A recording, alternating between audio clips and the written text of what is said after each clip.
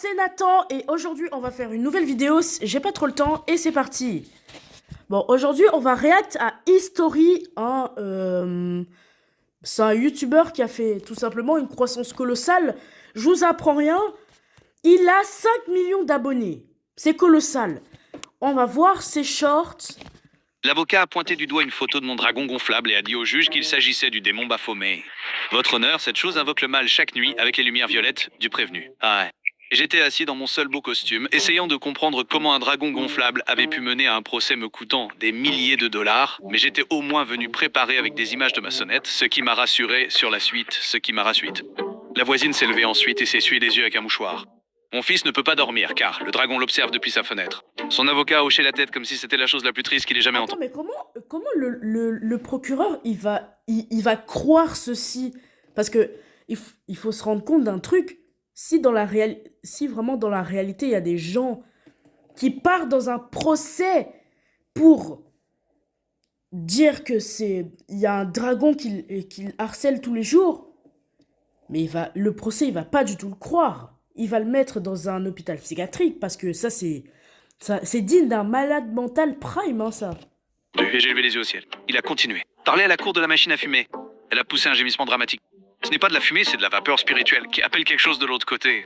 Puis elle a sorti son téléphone et a dit « Depuis qu'il a allumé ce truc, je ne gagne plus au Wordle.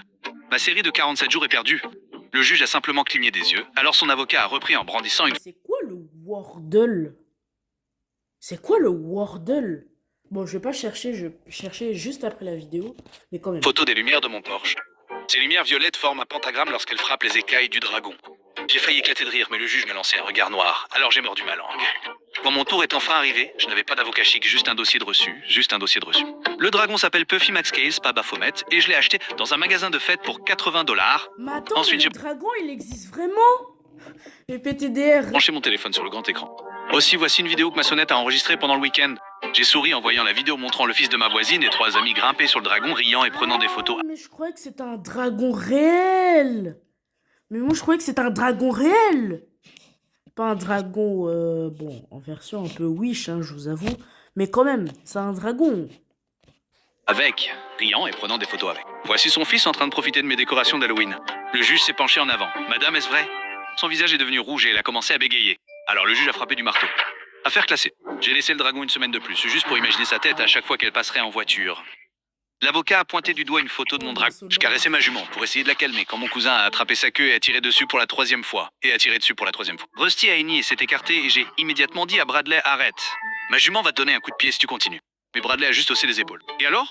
Elle marque une pause. Qu'est-ce que tu veux dire par alors? Et alors si ton cheval me donne un coup de pied? Il a contracté ses biceps. Je suis costaud, pas encaissé. Et lui ai dit que si ma jument le frappait, il finirait à l'hôpital.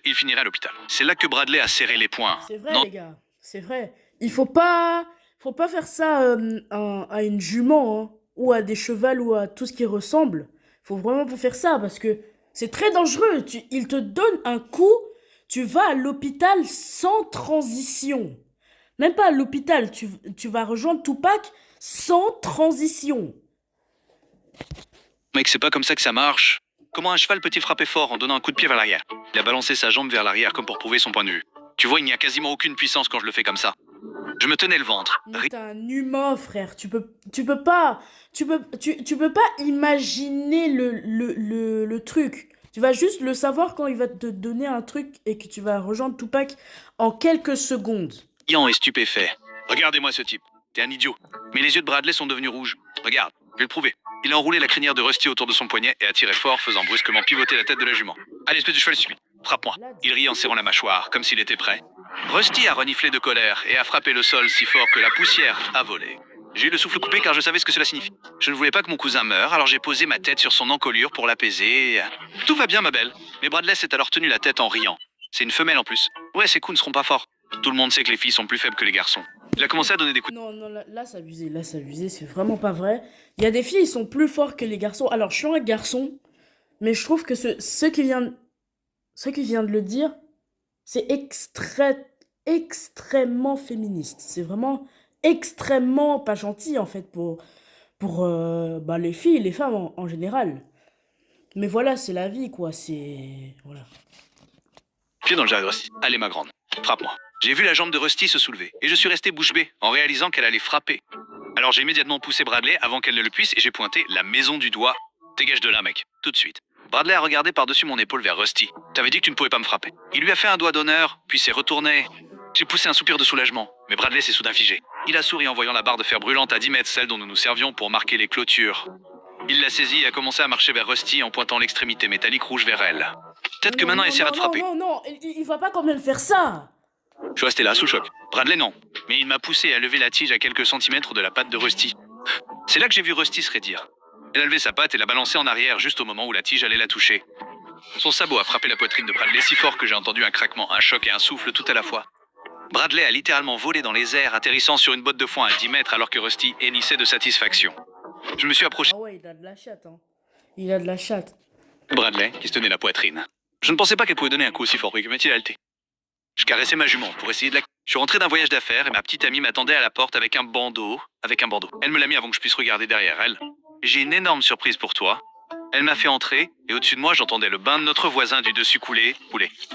Puis elle a retiré le bandeau et mes yeux se sont écarquillés comme des soucoupes.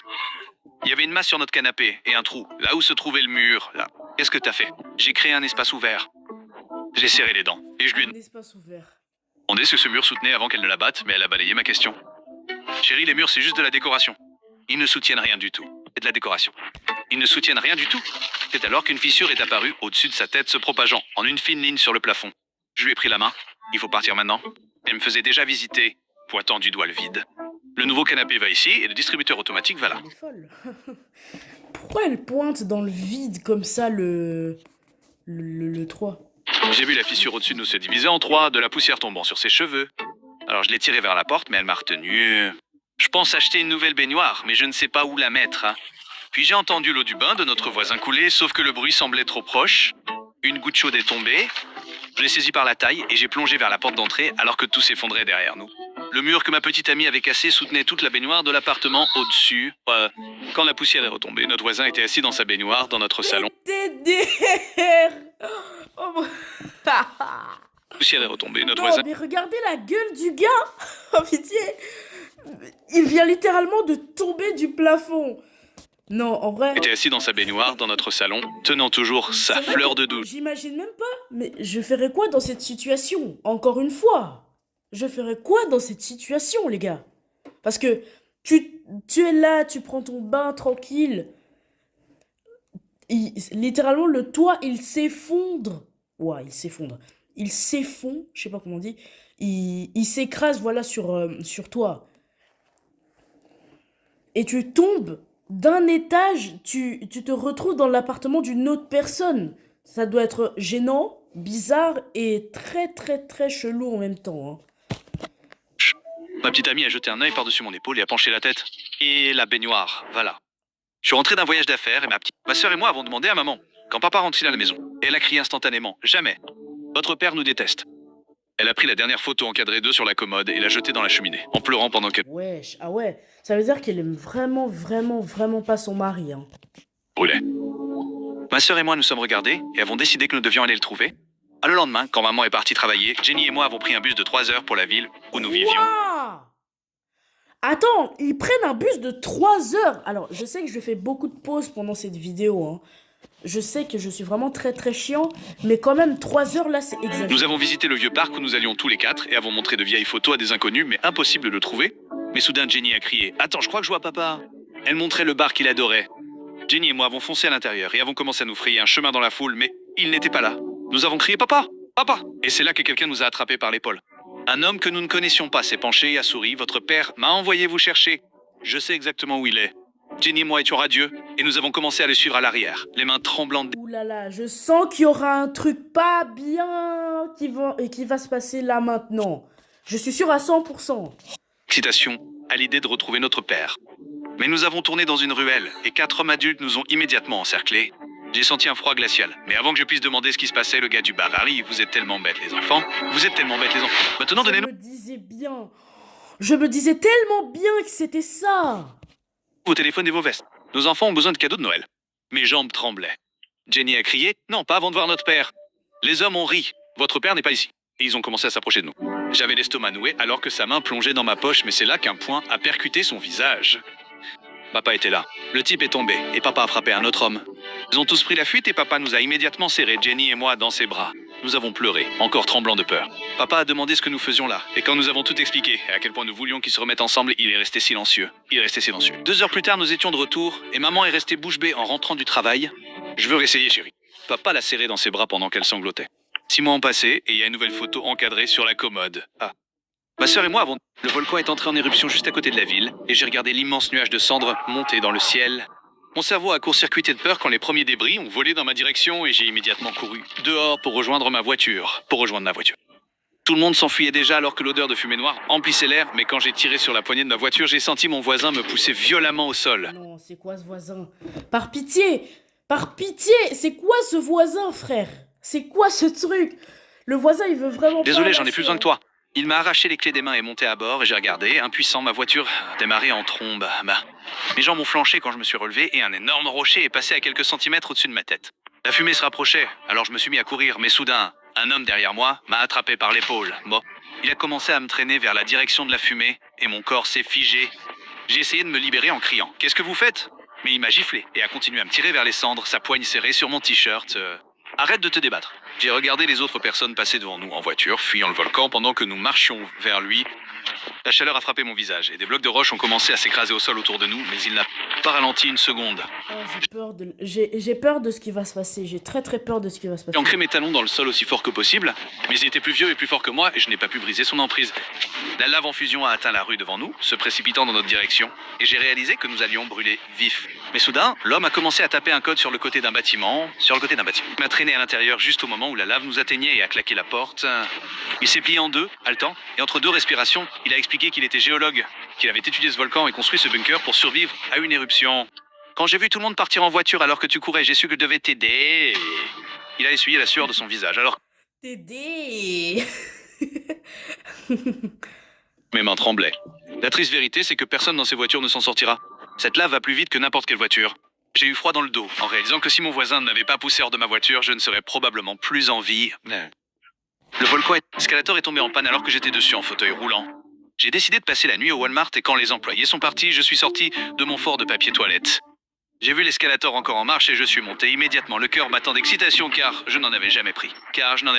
Mais en descendant, j'ai vu le dernier agent de sécurité passer par là. Mon cœur s'est glacé car au lieu de se retourner, il a coupé le courant et est sorti... L'escalator s'est arrêté en plein milieu, me laissant coincé dans mon fauteuil.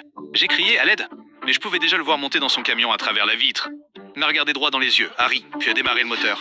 J'ai paniqué car si je bougeais d'1 centimètre, je dévalerais l'escalator. Et puis je l'ai senti. J'avais envie de faire pipi. J'ai essayé de ne pas y penser, mais cela n'a fait qu'accentuer. Oh non. Oh non, il a envie d'aller aux toilettes. Oh non. Dans cette situation, je t'avoue, j'ai